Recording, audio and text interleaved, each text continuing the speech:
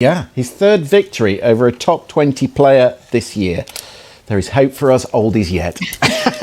Kezia Dugdale, Mick Mulvaney, lovely to have your company this evening. Thank you both for being with us and guiding us through all these stories.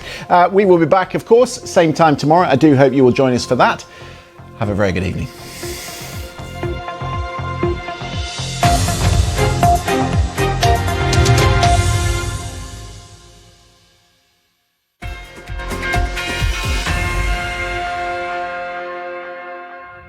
Hello, I'm Sarah Mulcairns at the BBC Sports Centre. It has been a big night at the bottom of the Premier League table with a remarkable result. Firstly, relegation threatened Everton. Across the UK Wednesday into Thursday. Looking very stormy, weaker at the centre of Europe on Wednesday. Big area of low pressure that's centred towards the northwest sends its fronts down into Italy with strong winds and lively thunderstorms. If you do find yourself in a downpour towards the Balkans as well. Looking a lot drier to the east of South Africa by Wednesday. Still some showers across Rwanda, but the rainfall returning to more typical intensities for the time of year after the heavy falls of late. Some visibility problems across Saudi Arabia in the short term. Quite a keen westerly wind here, picking up dust and sand. Do I look like a few showers running across. I've got base in a backpack. This is amazing. Relatively quiet overall. Keeping a close eye to the south of the Bay of Bengal, looks like we will see a tropical depression forming here in the next 48 hours. Even ahead of that, there's some very wet weather for the Maldives, Sri Lanka, and they're telling us how happy they are.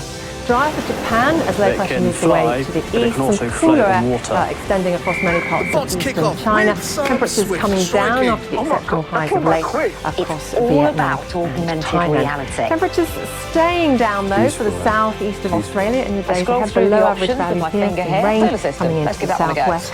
And then for New Zealand, where we've got a lot of saturated ground already, we're still looking at the prospect an apocalyptic fate. Also excited. The police have found us. I can't believe I'm now wanting to run away from the police. Thanks for watching. Bye. Your Tech Update.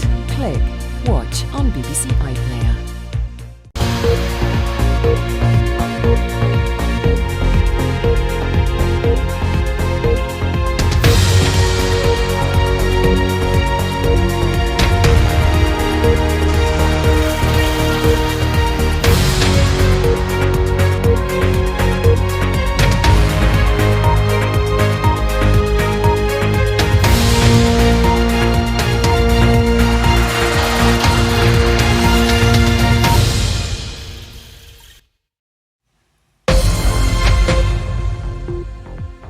I'm Azadeh Moshiri in Washington, and this is BBC World News America.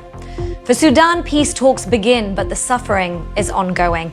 Thousands are fleeing by any means possible. We have a special report from the border with South Sudan. This has been a long and dangerous journey, but for some of them, the challenges are only just beginning. Motives and charges. Officials in Texas move forward on two separate incidents from the weekend. All told, at least 16 people were killed.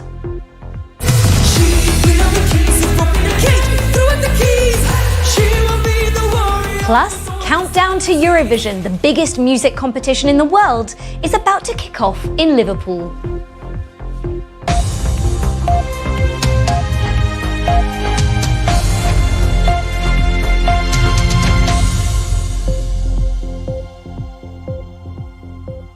Welcome to World News America on PBS and around the globe.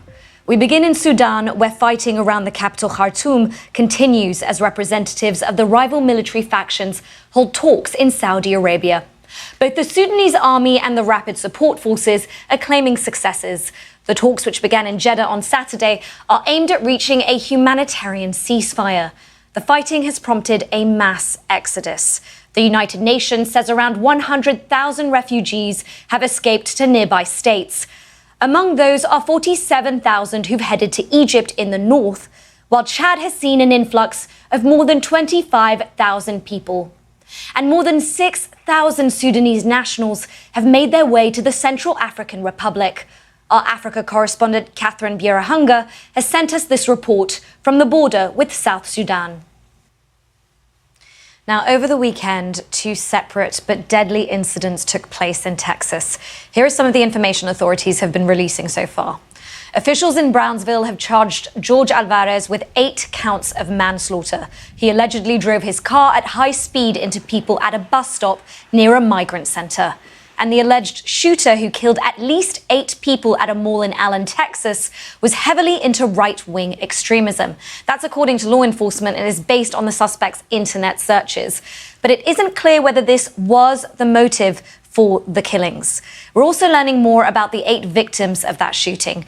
3 of them were children, including a 3-year-old boy and 2 elementary school children.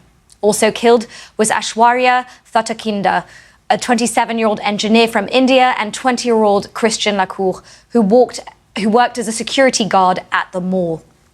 Let's bring in the BBC's Nomia Iqbal to discuss all of this. So Nomia, when it comes to the Allen Mall shooting, the police haven't said that white supremacy was the motive, but what do we know? Okay. Nomia, thank you so much. We'll bring more details to you as and when we know them. Now, let's look at Iran now. The country is second only to China in the number of executions it carries out annually. And now Iran has executed 2 men convicted of blasphemy.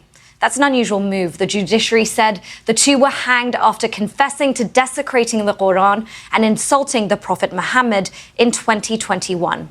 Rights groups say they were convicted in what they call sham trials. Okay, Karim John, thank you so much. Of course, we'll keep following that for you as and when we have developments on that as well. Thank you.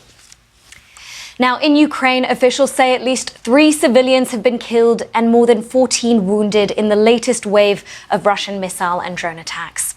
The overnight attacks across 10 regions of Ukraine were the 4th such wave in just over a week. The southern city of Odessa has already been targeted. Russia has stepped up its aerial attacks ahead of an expected offensive by Ukraine. A Ukrainian general in Bakhmut said Russia had intensified its shelling of the city too, a city that has already been decimated by the fighting. Russia's Wagner Group boss says Moscow has agreed to his demands for more ammunition, days after he threatened to withdraw his men from Bakhmut. Russian troops and fighters from Wagner, a private military company, have been trying to capture Bakhmut for months, despite the city's questionable strategic value. Our correspondent Hugo Bachega is in Kyiv. Hugo Bachega there. Now let's look at the day's other news. More than 400 bodies have been recovered after floods and landslides hit the Democratic Republic of Congo. A national day of mourning is being held. A government delegation from the capital was sent to the area 4 days after the eastern part of the country was hit. Some areas have been completely wiped out. Murder charges have been brought against the owner of a tourist boat that capsized in the southern Indian state of Kerala, killing at least 22 people.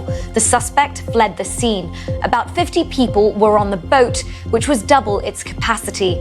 India's Prime Minister tweeted his condolences, saying he was pained by the loss of lives. Thousands of protesters have gathered in the Serbian capital, Belgrade, following 2 mass shootings in the country last week, on which 17 people were killed. The rallies, called Serbia Against Violence, have been organized by people unhappy with the government's response to the shootings. Protesters are calling for the resignation of top officials and for the media to stop promoting violence. The Prime Minister of the Caribbean nation of St. Kitts and Nevis has told the BBC his country is not totally free as long as King Charles III remains head of state. Dr. Terence Drew said he would welcome an apology from the monarchy for its historic role in the slave trade. There are 14 Commonwealth realms or countries where the king remains head of state. Celestina Ululude reports. Excitement is building in Liverpool in northern England, where in less than 1 week the grand final of Eurovision will take place. On Monday, some of the acts were in rehearsals on set, and our media and arts correspondent David Silito was watching. And before we go, no event is really over until you've seen the photos, right? Like weddings or graduations. Well, it turns out coronations are kind of the same. Buckingham Palace has now released 4 official coronation photographs.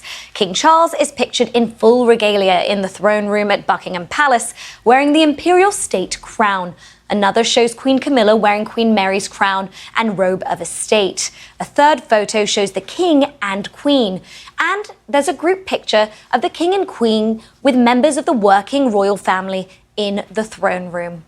Well, I'm Azadeh Moshiri. Thank you for watching World News America. There's plenty more on our top stories on our website, so please do check it out. I'm also on Twitter. Thank you again for watching.